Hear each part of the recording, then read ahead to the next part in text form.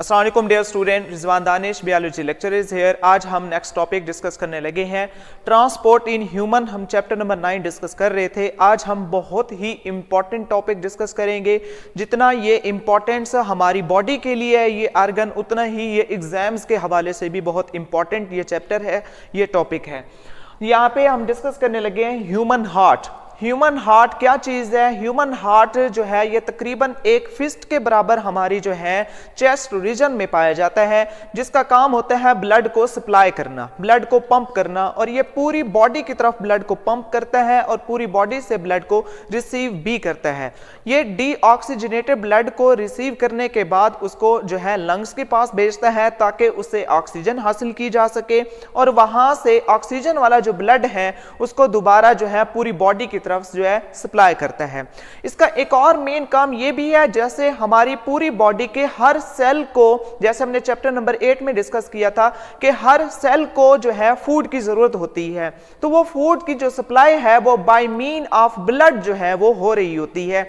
और वो जो ब्लड जब सप्लाई करता है हार्ट, तो वो हार्ट में वो ब्लड सप्लाई कर रहा होता है जिसके अंदर ऑक्सीजन मौजूद हो। ये थोड़ा सा हमने इसकी जो है ना आउटलुक इसकी देख ली। अब हम जो है ना इसके जो है स्ट्रक्चर और उसके फंक्शन के हवाले से हम बात करना शुरू करते हैं। ह्यूमन हार्ट क्या है? इसका मेन काम क्या है? Pumping of blood. ब्लड को ये पंप करता है थ्रू आउट द बॉडी। पूरी बॉडी के पास जो ब्लड जो अप्रोच कर रहा है वो बाय मीन ऑफ हार्ट कर रहा है। कार्डिक मसल से ये मिलकर बना होता है। कार्डिक मसल्स ऐसे मसल्स को कहते हैं, जैसे हम लफ्ज कार्डियोलॉजी सुनते हैं, वो cardiology is also related to the heart.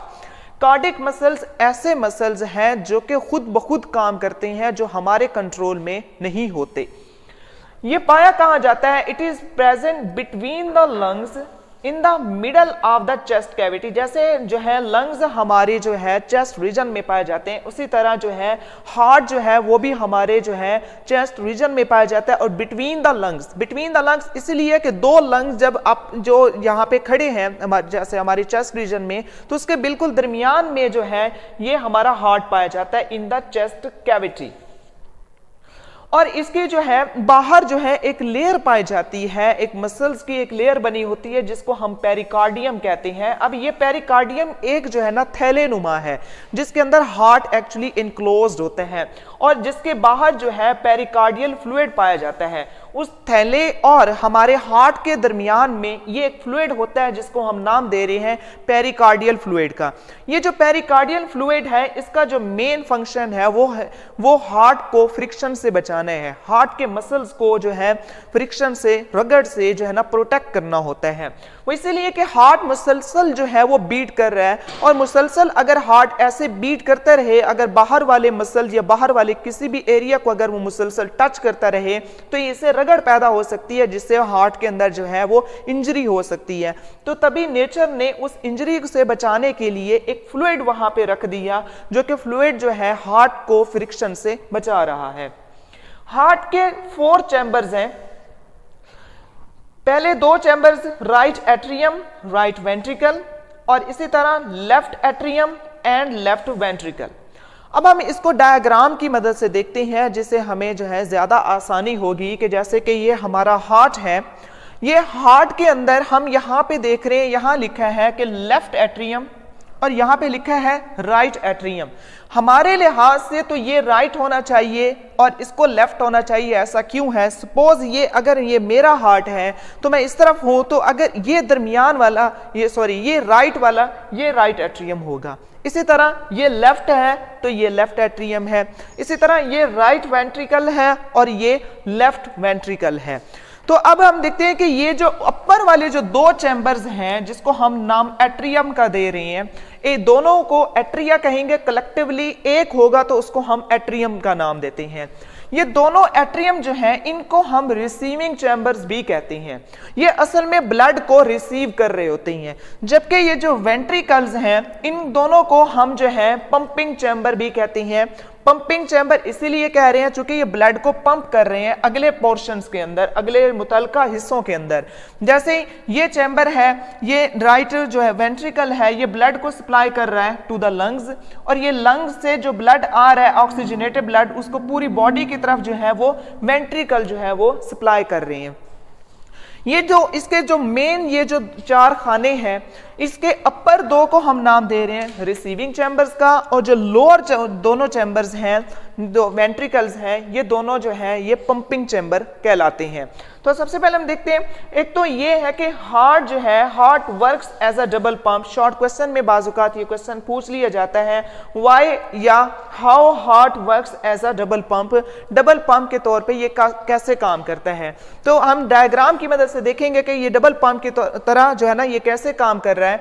एक तो ये डीऑक्सीजनेटेड जो ब्लड है, हम इसकी पूरी वर्किंग को हम अब डिस्कस करने लगे कि वर्किंग ये होती कैसे है हमारे हार्ट की, कि जो डीऑक्सीजनेटेड ब्लड है, डीऑक्सीजनेटेड ब्लड ऐसे ब्लड को कहते हैं जो कि पुअर इन ऑक्सीजन हो, जिसके अंदर ऑक्सीजन की मिकदार जो है वो बहुत ही कम पाई जाती है। अब ये जो सुपीरियर वेना कावा है, ये इंफीरियर वेना कावा है, इन दोनों का काम ये है, वो अपर पोर्शन का और लोअर पोर्शन, इन दोनों का काम है कि डीऑक्सीजनेटेड ब्लड को रिसीव करना अपर पार्ट से, यानी कि हेड रीजन से, आर्म्स रीजन से, और इसी तरह से जो है ना ये नेक रीजन और अपर चेस्ट रीजन से जो है superior vena cava deoxygenated blood को रिसीव करके राइट एट्रियम के अंदर ले आता है। इसी तरह हमारी लेग से, लोअर पार्ट से जो है inferior vena cava deoxygenated blood को रिसीव करके, इन दोनों वेना कावाज ने डीऑक्सीजनेटेड ब्लड को रिसीव करना है और राइट एट्रियम के अंदर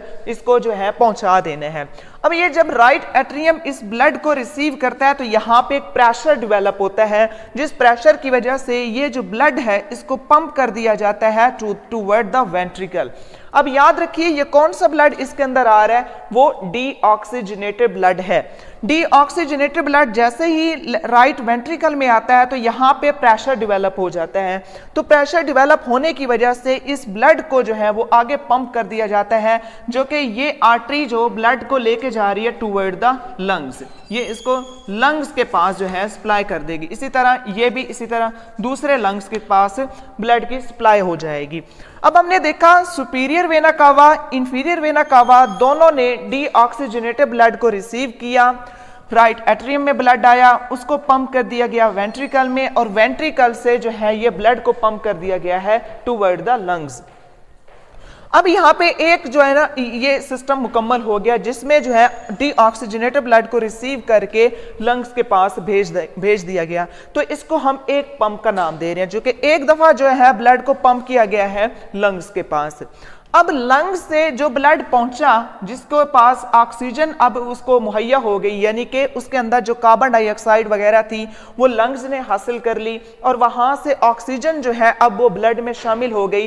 तो अब वो जो ब्लड है वो रिच इन ऑक्सीजन हो गया है। अब जिसके पास ऑक्सीजन की मिकदार ज्यादा है, या जिसको हम ऑक्सीजनेटेड ब्लड कह रहे हैं, वो ऑक्सीजनेटेड ब्लड जो है पल्मोनरी वेन के जरिए जो है लेफ्ट एट्रियम के अंदर जो है वो एंटर होगा।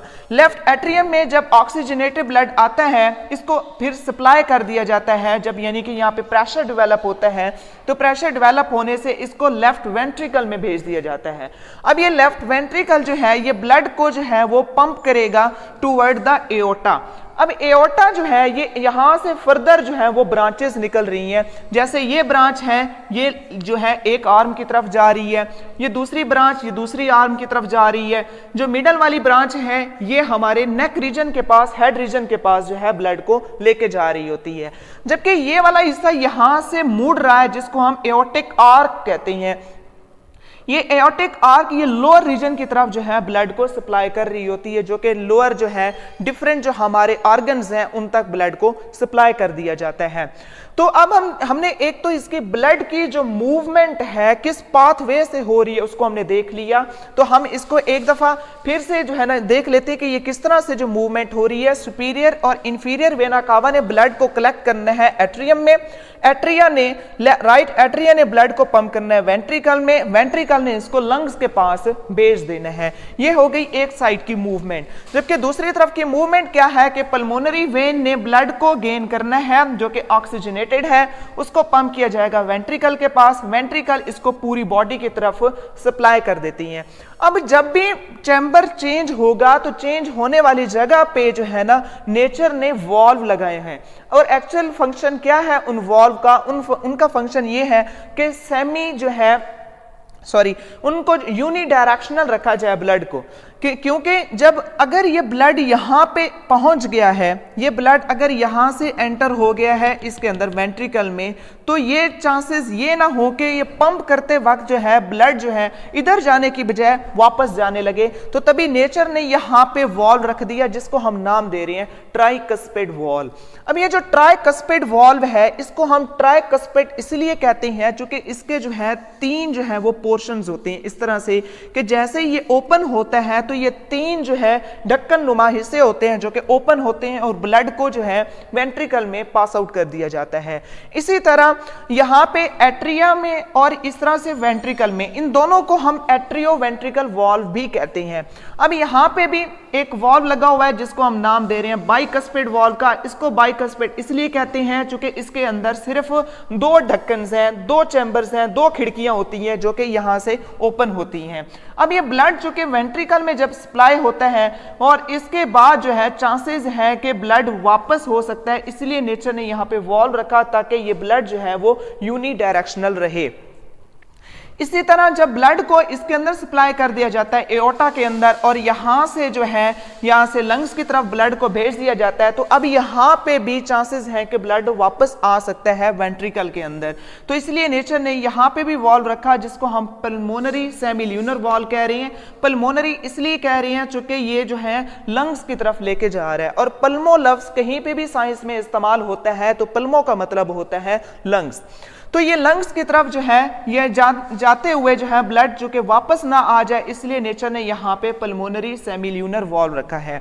इसी तरह यहाँ पे भी वॉल्व मौजूद है वेंट्रिकल और यहाँ पे एओर्टिक के दरमियान, तो इसको हम नाम दे रहे हैं एओर्टिक सेमील्यूनर वॉल्व, ताकि ब्लड की जो मूवमेंट है वो यूनिडायरेक्शनल रहे। तो आज के इस लेक्चर के अंदर हमने हार्ट के जो है ना स्ट्रक्चर्स को भी डिस्कस किया, जिसमें हमने कहा इसके जो 4 मेन चैम्बर्स हैं जिसको हम upper chamber atria, lower chamber ventricles का नाम देते हैं, और अपर चैम्बर रिसीविंग चैम्बर कहलाते हैं, लोअर चैम्बर पंपिंग चैम्बर कहलाते हैं, और इसको हम डबल पंप का नाम भी दे रहे हैं। तो आज के इस लेक्चर में हमने हार्ट की वर्किंग को डिस्कस किया। आई होप सो कि आज का ये लेक्चर आपको समझ में आ गया होगा। अगर इस हवाले से कोई बात समझ नहीं आई, यू मस्ट टेक्स्ट मी और call me, I will welcome you. Lecture dismiss.